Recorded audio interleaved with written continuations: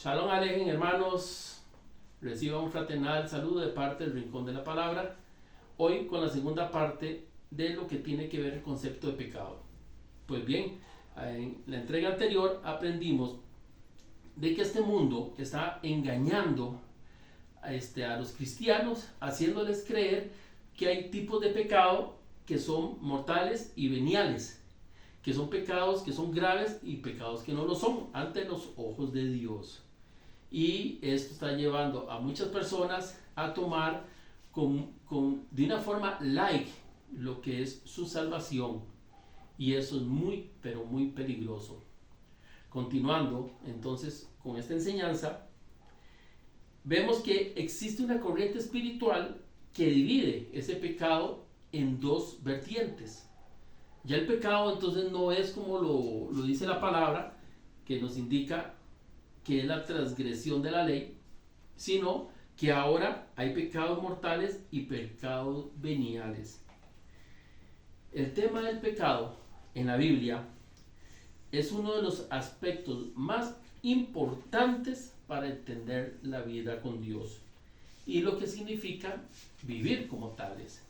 Si nosotros no tenemos claro este concepto de pecado, estamos en territorio muy peligroso de perdición y condenación, porque si tomamos a la ligera lo que es o no es pecado, entonces vamos a atentar contra nuestra eternidad.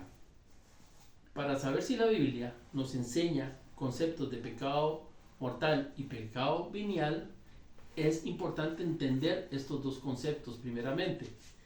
En cuanto a lo que estas corrientes religiosas determinan como pecado mortal, que no está tan lejos de lo que es la verdad, dice que el pecado mortal es un pecado que causa muerte espiritual. Eso es correcto. Son aquellos pecados que excluyen a la persona del reino de Dios. Lo excluyen, sí, pero no en este preciso momento, porque cuando nosotros quedamos excluidos o no del reino celestial es hasta el día en que viene el juicio final, no antes. Podemos estar viviendo en una vida de pecado sin ningún tipo de conciencia espiritual, pero si nosotros llegamos al arrepentimiento y cambiamos nuestra manera de vivir y nuestra manera de ser, Dios es fiel y justo y nos va a perdonar si es un arrepentimiento genuino. También dice que el pecado mortal merece la muerte eterna. Sí, es cierto, porque la paga del pecado es la muerte, como lo vimos nosotros. Pero vean qué interesante como califican el pecado venial. Dice, el pecado venial es pecado que puede ser perdonado. Bueno, el mortal también. Pero aquí ellos dicen que solo el venial es perdonado. Son aquellos pecados que no excluyen a las personas del reino. ¡Wow!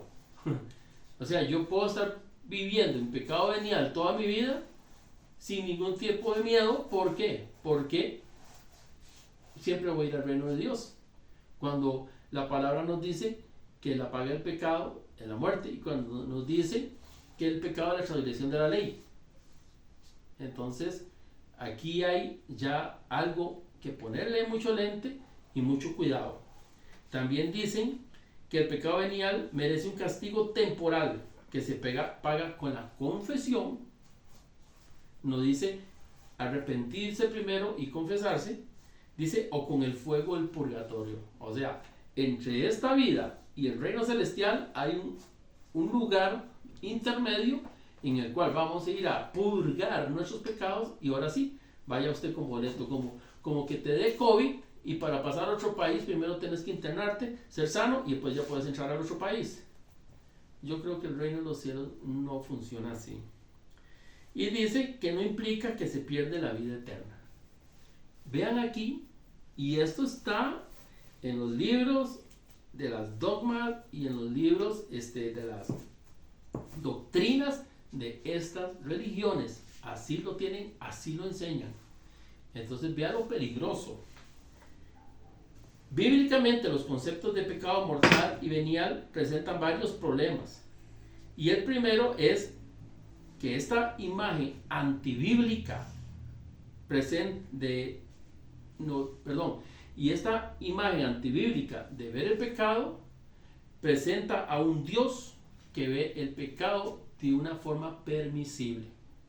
No es Dios, no hay un Dios que permita, al menos el que yo conozco, mi Dios no permite ese tipo de juego con el pecado. ¿Es pecador o no es pecador? Pero al Dios que estos pretenden vender es un Dios que permite que usted peque cuando tu pecadito es considerado que no es pecado malo, que es un pecado leve. Entonces vemos a un Dios que no ve el pecado como lo debe ver, a un Dios permisivo. La Biblia afirma que Dios será justo e imparcial a la hora de castigar el pecado, y que en el día del juicio algunos pecados merecerán mayor castigo que otros. Sí, usted lo puede ver en Mateo 11, versículos del 22 al 24, y en Lucas 10, versículos de 12 al 14. Pero sin embargo, aunque dice que serán tratados de diferente forma, el hecho es que todos los pecados reciben el castigo de Dios. No hay nada impugnado al hombre, a lo que él pueda hacer, a confesarse o a esperar un purgatorio para que esos pecados que ha cometido queden borrados y eliminados. La Biblia nos enseña que todos pecamos. Eso lo vemos nosotros en Romanos 3:23, que nos dice: por cuanto todos pecaron y están destituidos. No dice por cuanto todos los que pecaron mortalmente. No, dice por cuanto todos pecaron. No saca a nadie de la lista. Todos estamos metidos ahí. Y estamos todos destituidos de la gloria de Dios. Y que la justa compensación por el pecado es la muerte eterna, como lo vimos en Romanos 6:23. Pues el pago del pecado es la muerte. Aquí no hay escala, no está diciendo pues el pago del pecado mortal es la muerte y el pago del pecado venial no se cobra. Puede pasar libre, no hay peaje. No, así no lo indica la palabra. Algunos pecados merecen la muerte eterna, mientras que otros no, bajo el concepto de los que manejan el pecado mortal y el pecado venial. Todos los pecados son mortales en cuanto que un solo pecado hace que el culpable merezca la separación de Dios. Todos los pecados, todos, no hay ninguno solo. Lo que necesita uno para retribuir es el arrepentimiento, es el cambiarse, el volverse a Dios. Y esto, ¿cómo lo podemos sustentar? Porque vea que queremos sustentar el pecado desde el punto de vista bíblico, no lo que a alguien se le ocurre o lo que alguien puede interpretar, sino es bíblico. Y se lo regalo en Santiago 2:10, donde nos dice la palabra: porque una persona que guarda toda la Torá, o sea, alguien que ha guardado, ¿se acuerdan el ejemplo del joven rico que le dijo a Jesús? Sí, desde joven yo he cumplido todo eso. Pero ¿qué le dijo Jesús? Dice, solo una cosa te falta.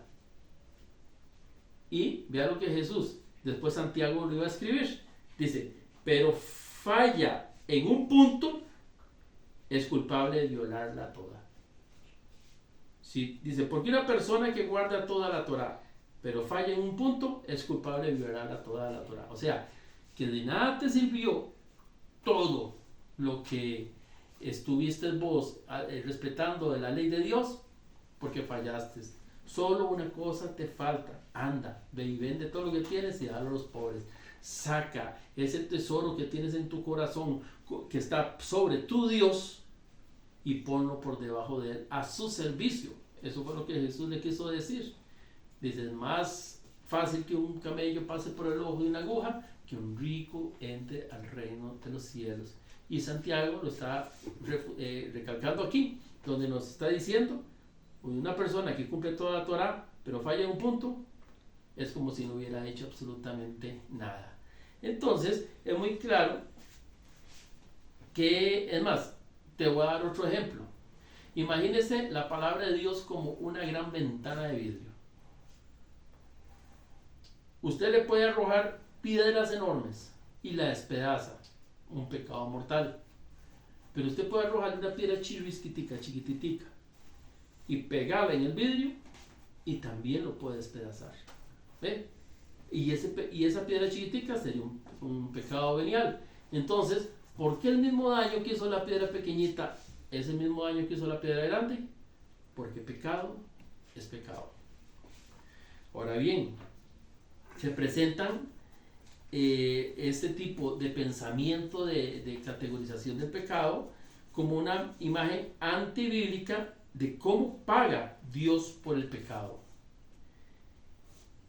El perdón de la transgresión depende del ofensor bajo este tipo de doctrina, no depende de Dios.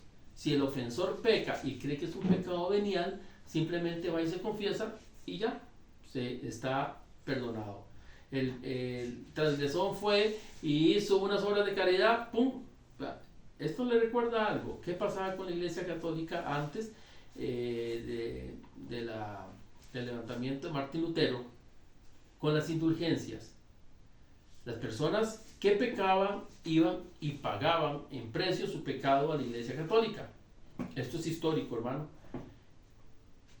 Y el Papa los perdonaba. Lógicamente, entre más rica la persona, más rico el pago, y entonces la gente pecaba sin ningún tipo de conciencia y simplemente iba, sacaba el aguinaldito, pagaba y podía seguir pecando porque volvía a pagar y pague y pegue, pague y pegue. ¿Me entienden? Esa es la doctrina que ahora se intenta implementar con esto de los pecados veniales. Yo me considero que esto no es un pecado mortal, no porque no lo hice a voluntad, sucedió y caí en un momento de debilidad y punto, ya está, pero no lo vuelvo a hacer, me confesé, recé, y listo. Está limpio otra vez y purificado para el reino de los cielos. Pero resulta que no somos nosotros los que le ponemos un peso o le ponemos un precio a nuestro perdón. Veámoslo en 1 Pedro 3:18. Dice, porque también Cristo padeció una sola vez por los pecados, el justo por los injustos, para llevarlos a Dios, siendo a la verdad muerto en la carne, pero vivificado en espíritu. ¿Qué es lo que nos enseña esta palabra? Esta palabra nos está enseñando que Jesucristo pagó un precio muy grande por el perdón de los pecados. Él no fue y se confesó en algún lado, Él no fue e hizo unas oraciones, Él no fue y para que el pecado fuera perdonado. Así que nosotros no podemos tomar a la ligera el que con una simple acción humana podamos redimirnos de la transgresión que hemos cometido.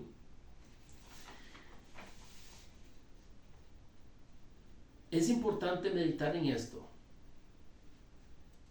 Hay iglesias que le están haciendo creer a la gente que puede manejar su pecado de una forma muy light, que hay pecados que podemos nosotros ponerle precio y no pedirle perdón a Dios porque simplemente me dio remordimiento, dije que no lo vuelvo a hacer más y listo, y ya quedé exonerado de esa culpa.